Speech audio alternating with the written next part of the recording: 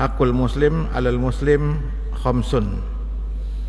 Hak seorang muslim dengan muslim yang lain ada 5. Dalam riwayat yang lain ada 6. Maka yang kita pakai yang 6. Jadi sabda Nabi, seringkali Nabi bersabda sebagian tempat 5, kemudian di tempat lain 6.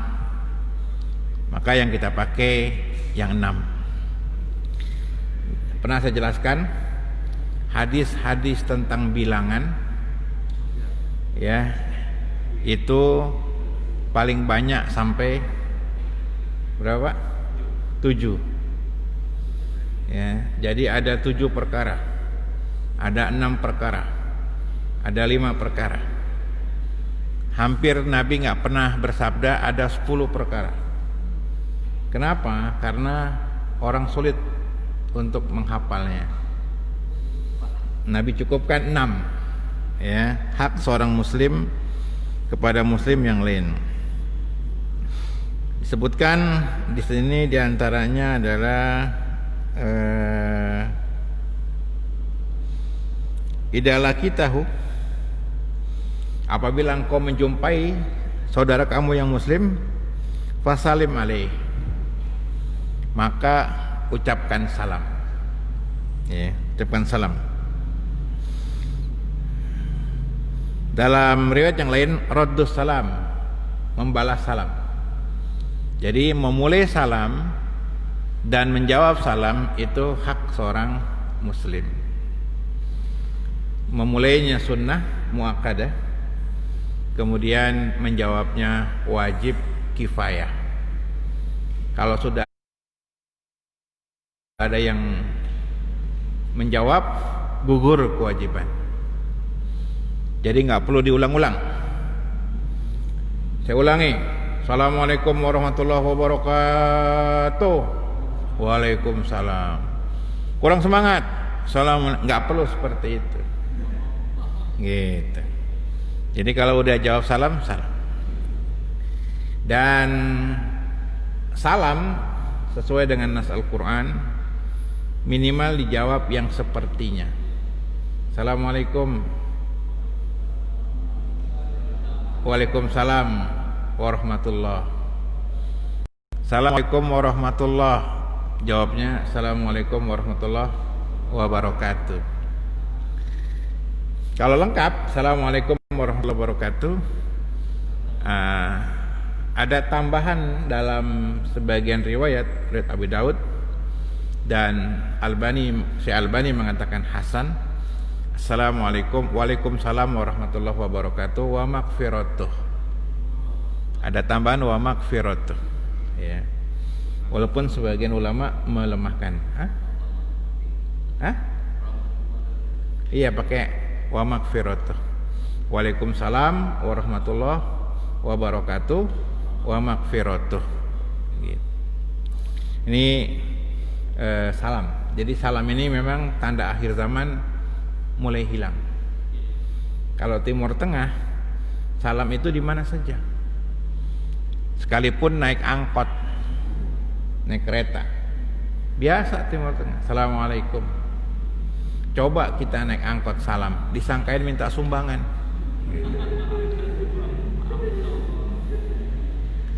Ya kan? Dan salam yang kita jawab adalah salam yang resmi, beneran. Adapun dengan audio, misalnya handphone bunyi, kan suka ada apa ya?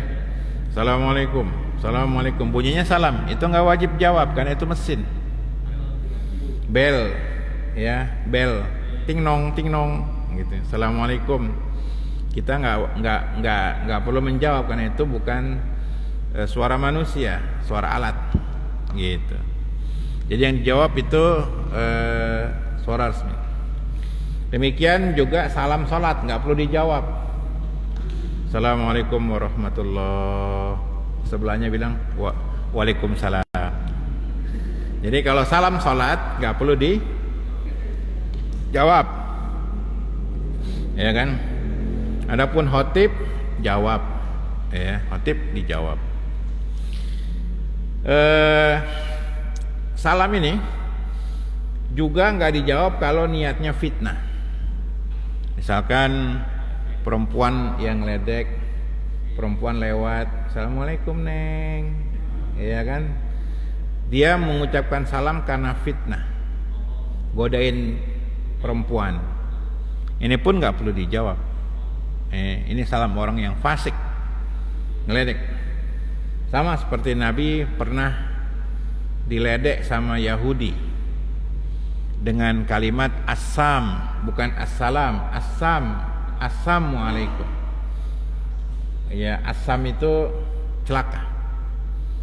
Kalau bahasa kasarnya, celaka kamu, mampus lo. Gitu. Nabi menjawab, waalaikum, ente juga. Gitu. Jadi ini salam. Dan salam, kalimat salam ini kalimat yang doa. Dan pernah kita bahas di kitab Tauhid bahwa assalam adalah nama Allah. Nama Allah assalam.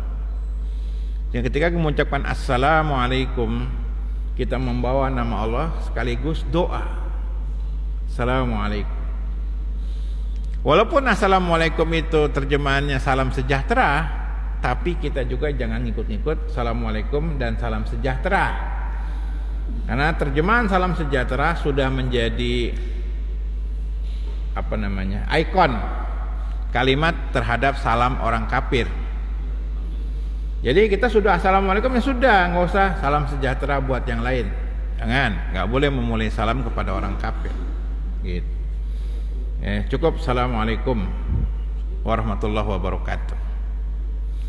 Kemudian salam juga tidak boleh dirubah dengan tambahan ta'ala. Ya, assalamualaikum warahmatullahi ta'ala wabarakatuh, kan itu ya. Assalamualaikum warahmatullahi ta'ala. Ya Pak ya?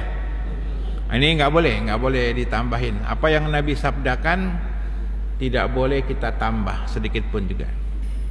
Idza hadastukum hadisan fala tazidanna alayhi. Ya, apabila ku sampaikan sebuah hadis, jangan kamu tambah sedikit pun juga. Fala tazidanna alayhi. Jangan ditambah sedikit pun juga. Sudah Nabi nggak mengajarkan pakai ta'ala, jangan pakai ta'ala. Assalamualaikum warahmatullahi ta'ala wabarakatuh, kan suka ada, itu salah. Ya. Demikian juga perhatikan ya. Jadi gini, salam itu boleh ditulis, boleh diucapkan. Boleh ditulis, boleh diucapkan. Jadi gini, kalau WA ya. Assalamualaikum warahmatullahi wabarakatuh. Yang kami hormati Bapak DKM Masjid bla bla bla bla bla. Dia mengucapkan salam. Tulisan. Kemudian kita balas salamnya di lisan kita. Waalaikumsalam warahmatullahi wabarakatuh. Kita tulis baik. Karena kalau kita jawab dengan tulisan panjang, boleh kita jawabnya dengan ucapan.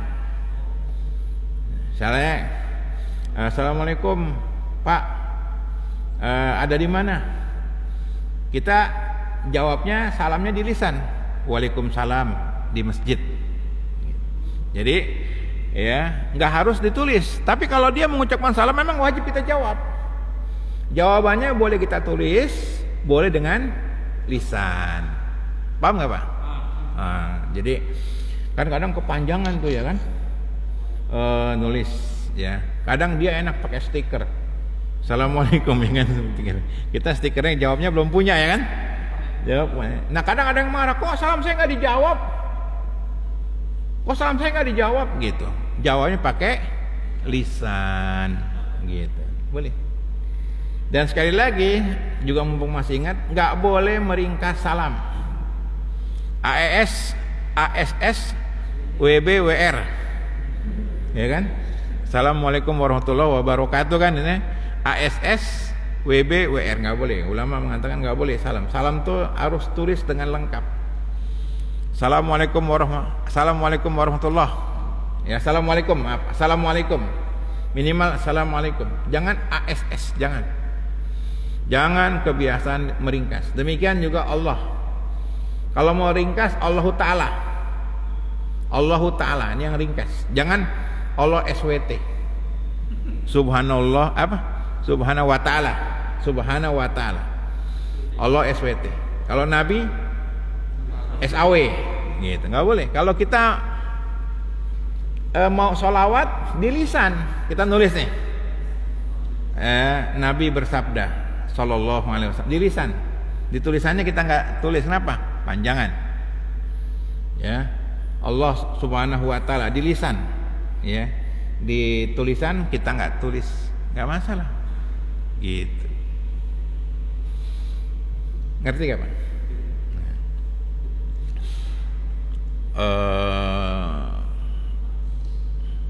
Ini ada bab masalah meringkas, ya panjang. Kemudian kita lanjutkan. Jadi salam itu mulainya wajib, mulainya sunnah muakkadah, jawabnya fardu kifayah. Sudah ada yang jawab, gugur kewajiban yang lain. Dan memang syiarnya, syiar tanda akhir zaman. Orang nggak salam lagi, langas melengos, ya kan. Tanda akhir zaman tuh gitu, orang nggak salam lagi. Padahal salam tuh kita butuh doa. Ya, yang sering dapat salam tuh Ustaz. Assalamualaikum Pak Ustaz gitu. Pak RW jarang, Pak RT gitu. Jabatan sosial jarang, tapi kalau Ustaz, alhamdulillah. Bos aja nggak disalamin. Pagi Pak paling gitu dong ya. Sore Pak, malam Pak gitu. Jarang orang ketemu bos. Assalamualaikum bos gitu. Padahal lebih mulia ngucapin salam. Kemudian yang kedua, hak seorang muslim dengan muslim yang lain. Wa idza da'aka fa'ajibhu. Apabila saudara kamu mengundang. Ya, da'a itu ngundang. Jadi ngundang ini ngundang walimah. Maka fa'ajibhu. Ya, maka penuhi undangan itu. Yang dimaksud undangan sini undangan nikah. Ya, undangan nikah. Selain undangan nikah tidak wajib. Selain undangan nikah enggak wajib. Ya, undangan nikah wajib. Jadi kalau kita diundang baik dengan lisan, dengan WA, dengan kartu undangan sama. Hukumnya wajib. Wajib ain. Kecuali ngundangnya jamaah. Ya, jamaah dapat undangan nih dari ketua DKM, semuanya diundang gitu. Ini baru kita fardu kifayah karena yang diundang adalah jamaah, sudah diwakili dengan yang lain. Tapi kalau perorangan ditulis nama kita, wajib kita datang. Adapun selain undangan walimah, undangan yang lainnya makan itu sunnah sebenarnya, undang makan tuh gitu. Ya. Ayo Pak Ustaz, kita santap malam dulu. Nah, itu bagus tuh. Gitu ya kan. DKM tolong dicatat itu. Gitu. Ya kan? Sekarang udah nggak ada lagi. Dulu awal-awal masih ada yang undang-undang tuh. Gitu. Bahil ya? Oh, bahil ya. Lagi Covid. Oh, ya. Alasannya lagi Covid katanya.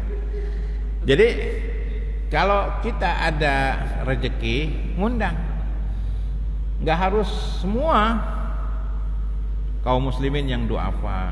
Mas, nanti habis sholat ke rumah saya ya, gitu. Jak makan, yang kelihatan kurang bahagia lah, kurang beruntung. Paling nggak merbot lah ya, gitu. Nah, kalau undangan walimah wajib. Adapun undangan biasa tidak wajib. Pak, diundang noh untuk apa namanya makan-makan. Saya udah kenyang. Nggak datang. Dan kalau kita nggak diundang, nggak boleh kita datang, haram. Ya, tolong nih. Banyak tamu siluman. Ya, ada gedung-gedung pernikahan, itu banyak yang tamu siluman, diundang kagak, kondangan dia. Cuma ngisi amplop kosong. Datang makan ya kan, banyak tuh Pak. Ada satu masjid dipakai buat walimah, itu warga seputar masjid tuh 1 RT, karena wilayahnya miskin. 1 RT kondangan, modal batik doang, kompak. Makanya di masjid itu orang nggak mau lagi bikin hajatan. Kenapa? Banyak silumannya. Gitu. Kok belum waktunya, ini udah habis semua. Nah jadi ini jangan, nggak boleh kita datang di pesta undangan orang. Ya, kecuali kalau kita salah masuk, ya kan? Ya kan? Kan ada salah masuk. Saya juga pernah tuh salah masuk tuh. Satu areal perkantoran ada 2 pernikahan. Ya. Kalau kita tahu jangan makan, kecuali kalau kita makan dulu, nggak tahu ya kan? Pas sampai pengantinnya bukan nih gitu. Oh iya. Kalau kita mau nggak malu, minta boleh. Iya, kalau kita nggak malu ya kan? Buka lagi ya kan? Buka lagi. Cuman nanti kan amplopnya tipis, cari yang tebal lagi. Jadi memenuhi undangan wajib. Walaupun tidak pakai kartu undangannya, pakai WA, Pak, saya ngundang Bapak karena nggak sempat ketemu Bapak dan nggak sempat kirim kartu undangan. Mohon kiranya hadir acara pernikahan anak saya.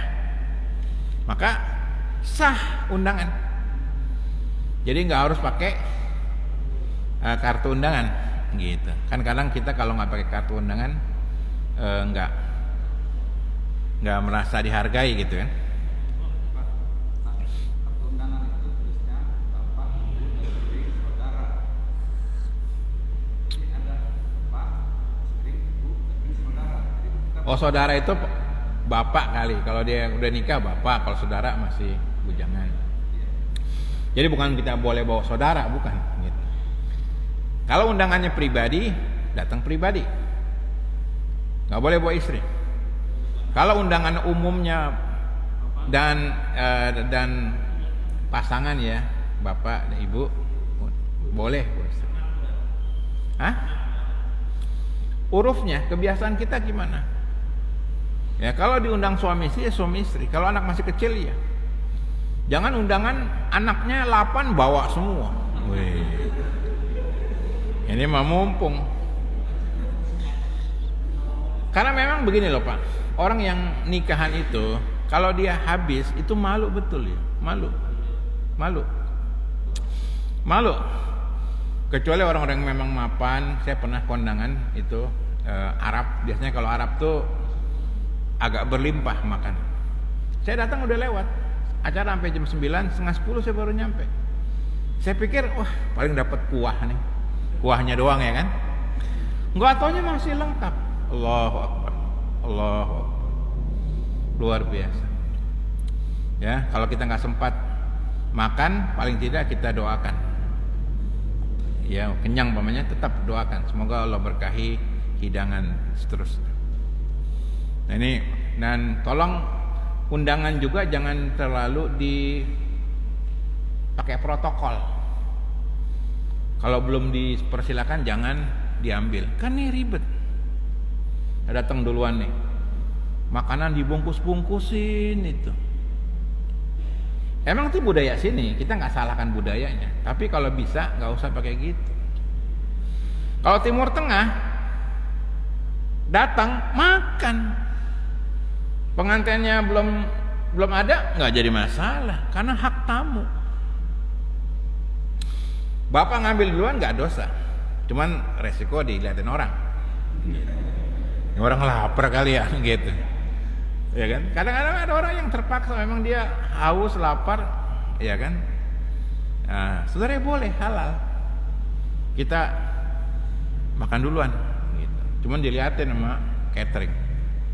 Ya, catering kadang-kadang galak. Saya bilang saya diundang loh. Ini undangan saya. Saya punya hak. Kalau Timur Tengah Pak, makan dulu. Udah makan kenyang, pengantinnya baru datang, nggak masalah. Dihormati tamu itu. Kita kan ngeliatin tuh makanan, ya kan? Begitu baru dipersilakan orang udah rame. Nah ini undangan ya, tolong kalau diundang datang. Jadi undangan nikah. Kalau nggak nikah, undangan yang lainnya itu nggak wajib.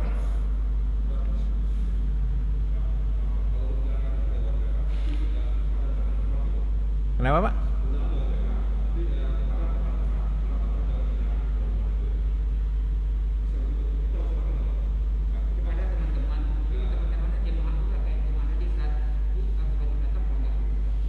Oh, kalau udah ada wakilin teman-teman yang lain, nggak wajib.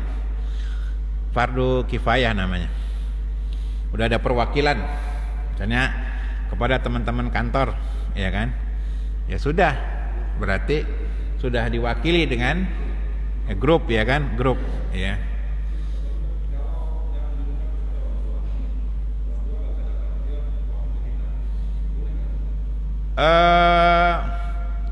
Kalau memang jatahnya boleh, ya, misal jatahnya 1 orang, ya, kita mewakilkan 1 orang, ya, atau 2 orang, bapak ibu 2 orang. Jangan yang nggak, Pak, saya nggak bisa kondangan nih, bapak aja 1 masjid yang datang, nggak bisa. Jadi jatahnya aja 2 orang. Karena memang penting Pak, masalah makan ini kan orang memuliakan, jadi jangan yang wakilin 1 mobil ya, 6 orang, rugi bandar ya. Jadi boleh, tapi wakil itu boleh. Wakil itu boleh. Apalagi sebagai tanda penghormatan. Misalnya bapaknya sakit atau keluar kota, ya kan, keluar kota, atau mungkin lagi ibadah umroh. Pak, saya wakil, saya anaknya Pak ini. Oh, bapak kemana? Kadang dia butuh. Kadang juga, mohon maaf ya, ada yang meninggal. Pas udah hari H pernikahan, yang diundang meninggal. Yang datang anaknya, mohon maaf Pak, bapak saya kemarin udah nggak ada, saya wakil. Oh iya kamu anak, gitu. Jadi dapat info. Walau alam, lahirnya boleh, ya, pakai wakil. Kemudian yang ketiga, hak seorang muslim yaitu idastan sohaka fa'an sohlah. Kalau saudara kamu minta nasihat, curhat, maka kasih nasihat. Jadi kalau kita ini misalnya jamaah pengajian dipandang soleh, dipandang ngerti, ada teman mau curhat, Pak, saya mau curhat Pak, gitu. Kalau kita mampu, nasihati. Kecuali kalau kita nggak mampu.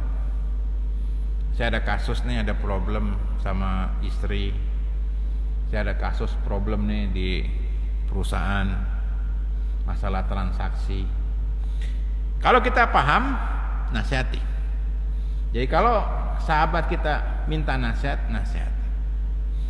Hidup ini harus dengan nasihat. Kita butuh nasihat. Problem hidup ini luar biasa.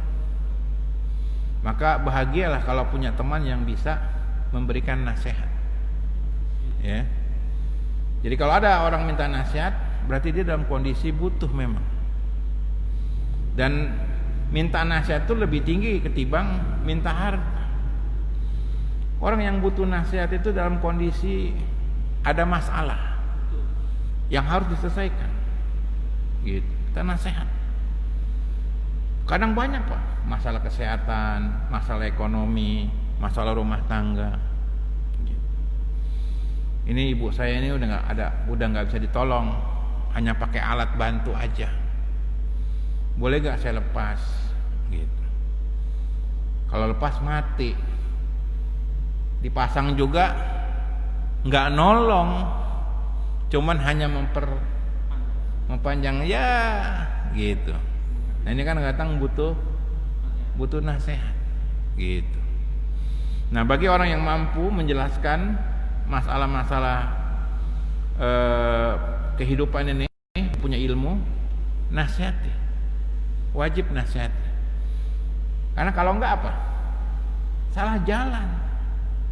Salah jalan. Bahkan banyak yang putus asa. Banyak yang saya kadang kalau ustadz tuh apa ya? Kebanyakan. Tolong dijawab Pak Ustadz. Yang masuk dipikir dia doang, ratusan. Banyak orang yang memang alim ya, itu yang masuk ratusan. Kadang yang nanya marah, kok saya nggak dijawab? Emang dia doang yang nanya? Banyak senang. Gitu. Makanya yang minta nomor telepon Ustadz tuh banyak. Yang jarang tuh yang minta nomor rekening, jarang. Gitu, jarang. Ya. Mohon maaf Pak Ustadz, nomor rekeningnya berapa ya? Tuh jarang tuh. Ya kan? Yang ada adalah minta nomor WA. Dia ingin berbagi deh, berbagi masalah sama Ustadz. Dipikir Ustadznya nggak ada masalah, sama Ustadznya juga punya masalah. Cuman kalau Ustadz ada masalah, dia masih ada kitab rujukan, kitab ulama.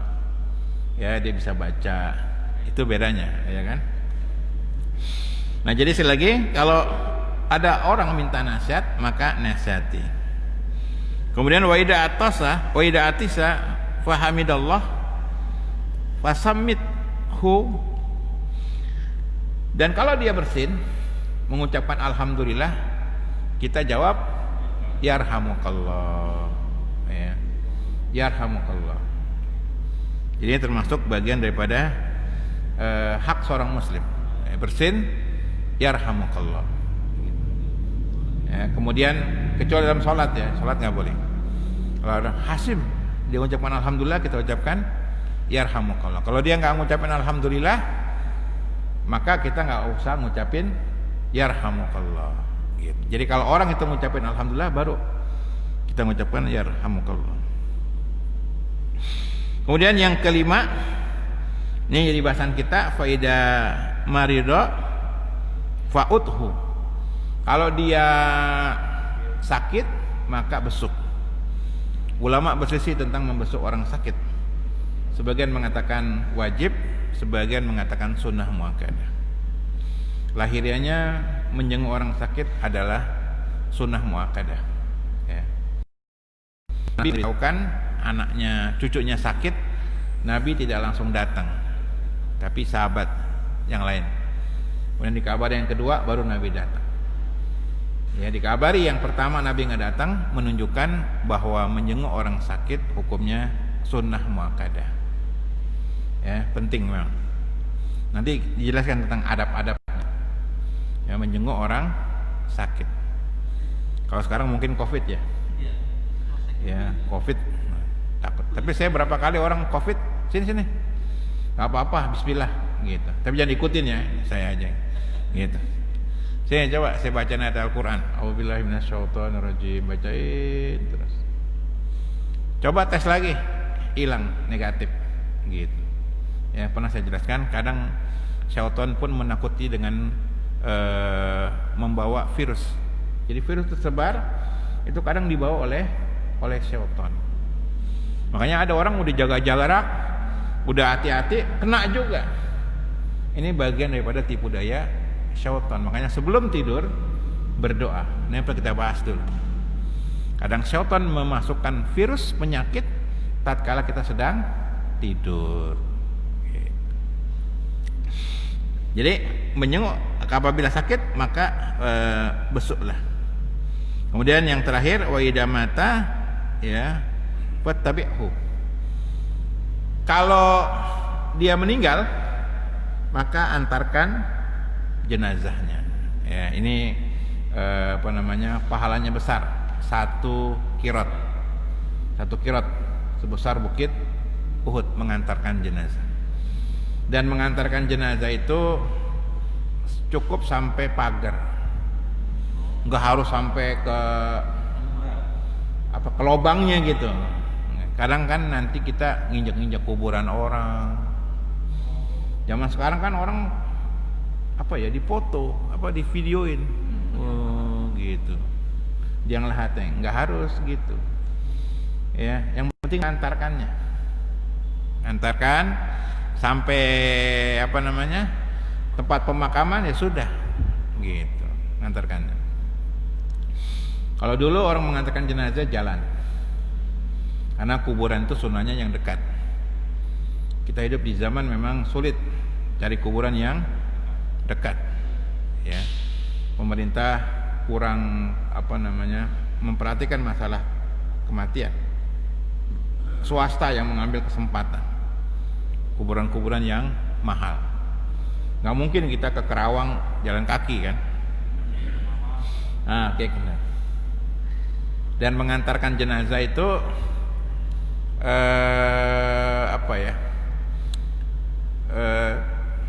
boleh di depan, boleh di tengah, boleh di belakang. Lahirianya fattabi'hu di belakang. Ya. Di belakang ambulan berarti ya. Sunahnya di belakang ambulan. Dan mengantarkan jenazah itu tidak ada syariat misalnya harus nerobos kolongnya gitu kan, ada tuh ya. Ya, nerobos kolong. Kemudian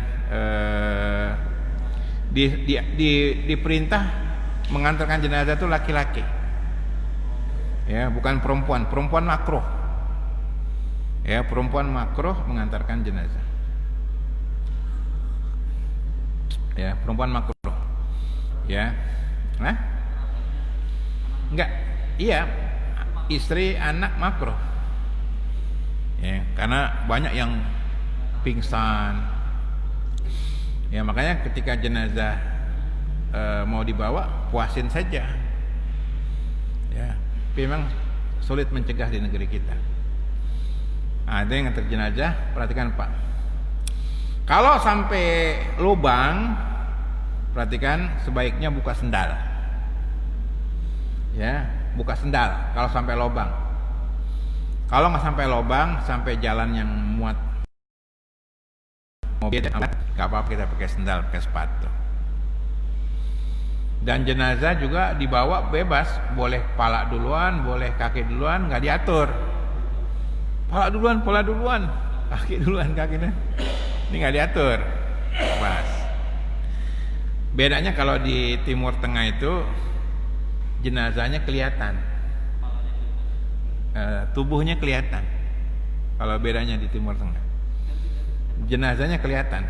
Jadi di tandu itu jenazahnya kelihatan. Kalau kita kan tutup kain hijau, ya,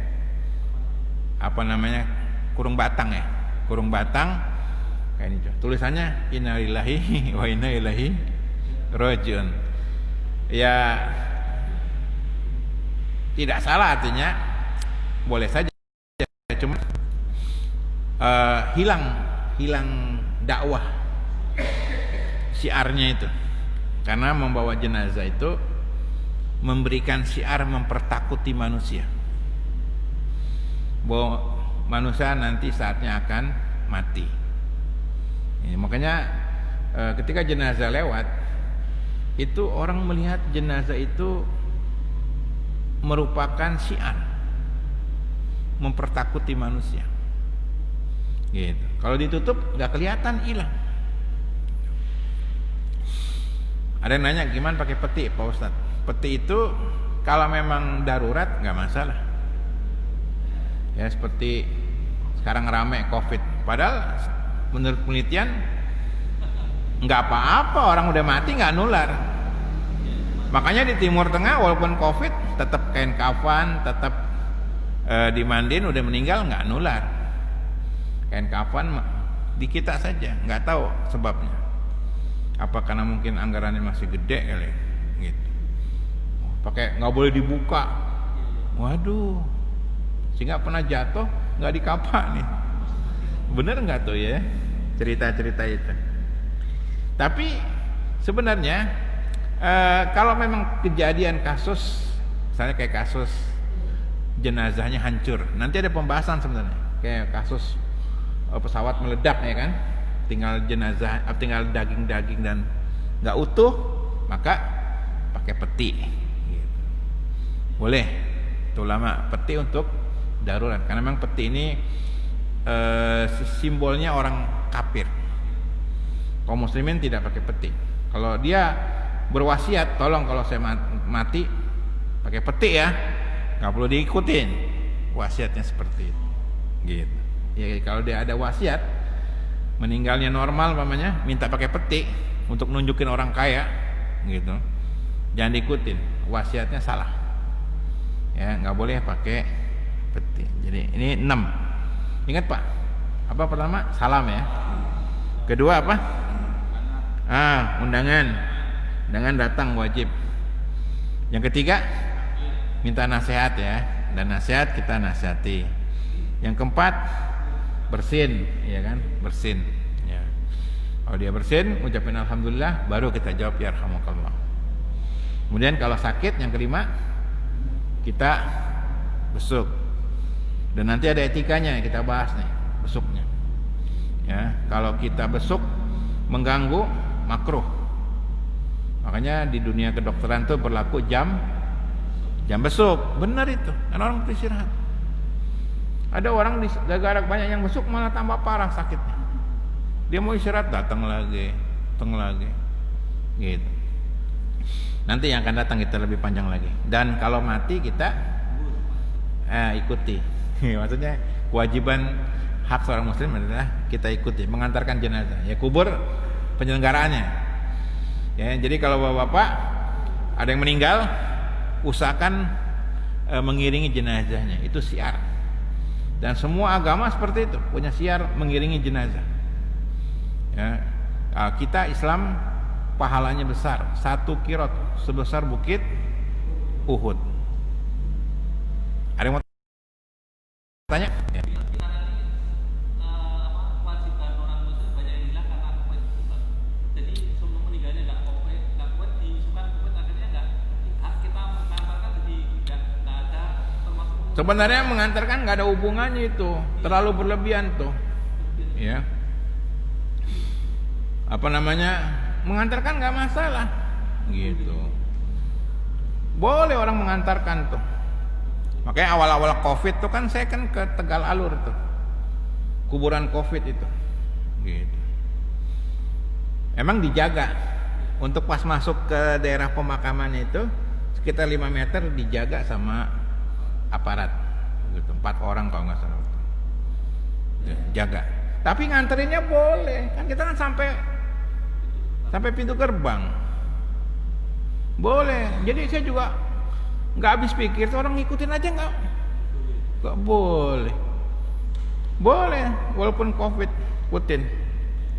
Apalagi kalau itu COVID-COVIDan ya kan, gitu. Pokoknya semuanya COVID dah, kayak kejar setoran, gitu.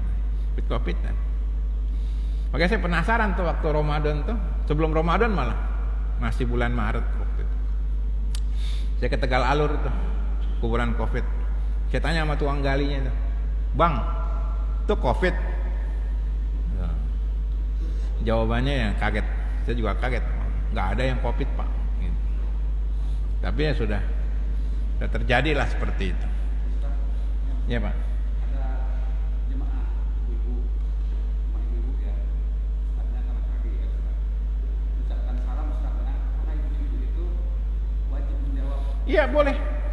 Perempuan menjawab salam laki-laki di jalan, ya, ketemu, assalamualaikum, waalaikumsalam, boleh. Selama tidak timbul, enggak apa-apa. Suara perempuan enggak aurat. Nggak mengundang. Hah? Nggak mengundang kan suara perempuan. Fitnah? Hah? Enggak, suara perempuan enggak aurat. Aneh juga kalau suara dibilang aurat. Aurat itu sesuatu yang nampak. Suara kan enggak nampak. Kalau udah amin aja nggak boleh. Hah? Doa Al-Fatihah kan amin, perempuannya dia. Perempuan diperintah jawab amin, tapi dia sir. Perempuan jawab salam laki-laki, laki-laki jawab salam perempuan, diperintah tetap. Selama memang tadi tidak mengolok-olok. Assalamualaikum Neng, gitu ya kan? Tuh genit ya kan? Gitu. Atau sebaliknya perempuan yang genit, gitu. Ya, maka saya kayak bencong, tahu bencong nggak? Apa namanya? Banci serem. Itu kan sering kita lagi makan tuh, ketemu tuh masuk tuh. Zaman dulu kan pakai bass yang gede tuh, dong. Assalamualaikum Pak Haji, gitu. Iya kan? Dandanannya perempuan, suaranya laki-laki. Assalamualaikum Pak Haji. Gitu. Apa namanya? Dia nyanyi. Kita nggak jawab karena fasik. Gitu. Sama kayak orang minum homer, ya ketemu jalan lagi mabok-mabok, assalamualaikum Pak Haji. Itu nggak perlu kita jawab salam seperti itu. Ya, ada lagi Pak? Hah? Oh, tajia nggak di hadis ini, tapi termasuk hak seorang muslim. Hah? Enggak, tapi dia termasuk juga, cuman nggak di hadis ini nggak dimasukin. Kan hak seorang muslim dengan muslimin banyak, ratusan. Di yang lain ada, itu ada ulama mengumpulkan hak-hak seorang muslim. Di antaranya adalah takziah, ya takziah. Ya, kita mengucapkan bela sungkawa, baik ketemu dengan keluarganya atau tidak ketemu. Seperti ada yang meninggal nih, ya, di grup WA, telah meninggal kawan kita, sahabat kita, si fulan. Nah, kita kan jawab tuh kan, ya, Allahumma gfir lahu. Ini takziah. Zaman sekarang emang dimudahkan. Satu grup WA itu ratusan orang ngucapin innalillahi wa inna ilaihi rajiun, Allahumma gfir lahu warhamhu wa'fu anhu, dan seterusnya. Itu takziah. Walaupun yang utama kita ngucapin ke sohibul musibah atau keluarganya, ya, semoga almarhum diterima semua kebaikannya dan seterusnya. Walaupun sudah sebulan boleh takziah. Wallahu a'lam bishawab. Mana?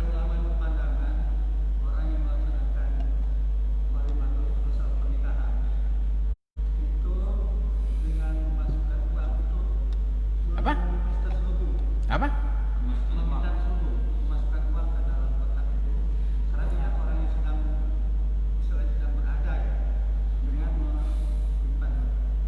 Minta-minta.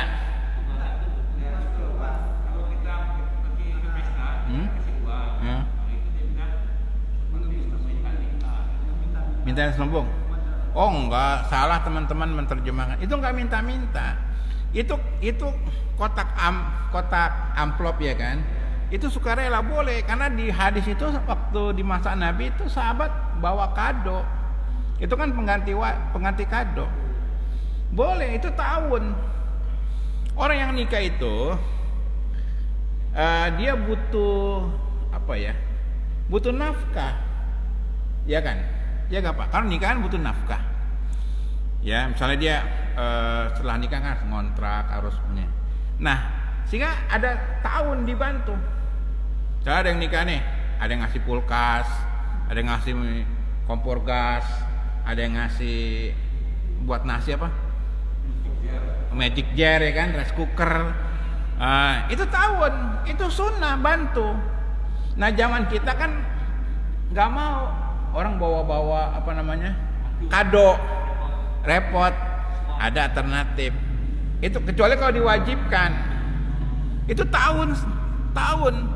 Teman-teman, ya ini sayangnya kita ini kalau lihat ceramah, ya kan, ustadz yang terkenal, yang umpamanya alim, umpamanya langsung. Ini perkara istihad sebenarnya. Kita nggak bisa ponis ini minta-minta, tidak, dia persilakan karena orang mau bantu. Orang mau bantu. Bayangin kalau orang mau bantu 1 juta, 2 juta. Masa dia mau ngasih bawa barang umpamanya kulkas, nggak mungkin, enak uang. Praktis. Ya enggak? Dia temannya nikah, ada yang ngasih 10 juta. Gitu. Biasanya nggak dimasukin ke kotak, nggak muat duitnya. Iya. Kasih salam tempel. Ya kan? Nah, kecuali diwajibkan. Anda butuh makan, kami butuh apa gitu kan? Ya. Banyak sedikit 100.000. Ini nggak benar, ya kan? Tapi kalau memang disediakan nggak masalah, orang mau bantu. Nah, kalau dia mapan, nggak pakai kotak, bagus.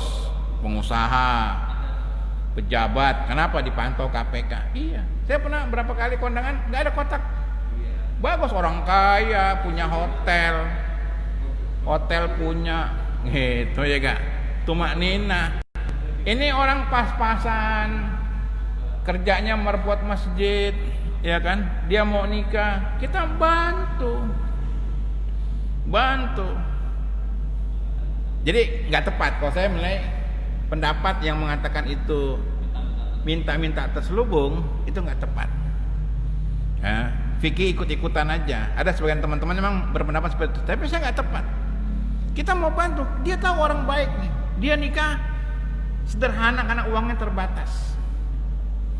Ya kan? Rendang, tahu, bukan daging. Ya kan?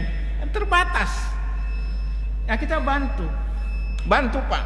Kalau ada kawan kita, tetangga kita, masyarakat kita, kaum muslimin, dia nikah untuk menjaga kehormatan diri, bantu. Kasih yang besar, yang layak. Karena nikah ini sunnah.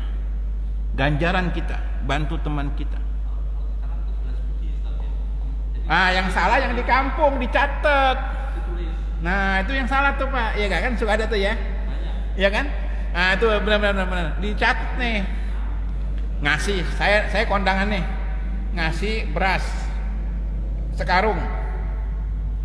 Nanti kalau saya hajatan, dia harus balikin. Nah, itu yang nggak benar, itu salah tuh. Itu salah. Kalau nyatet gitu ya, saya salah. Salah kalau cara gitu. Tapi kalau ada ngasih amplop, nggak harus dicatat-catat, ikhlas, masa. Karena memang orang ibadah Pak. Ya, bantu. Ya, kadang orang nggak datang tapi ngasih amplopnya, titip ya saya. Kenapa? Dia orang baik. Gitu. Atau masih hubungan kerabat keluarga? Tidak. Kecuali kalau sayanya tolong jamaah yang datang bawa amplop, minta-minta saja. Kalau di tulisannya nggak ada minta-minta, nggak masalah. Ya, tidak mengurangi rasa hormat apabila cenderamata tidak berbentuk karangan bunga, tetapi berbentuk doa. Doa apa? 200.000. Gitu. Itu salah itu kalau gitu. Ya, subhanakallahumma bihamdika. Assalamualaikum warahmatullahi wabarakatuh.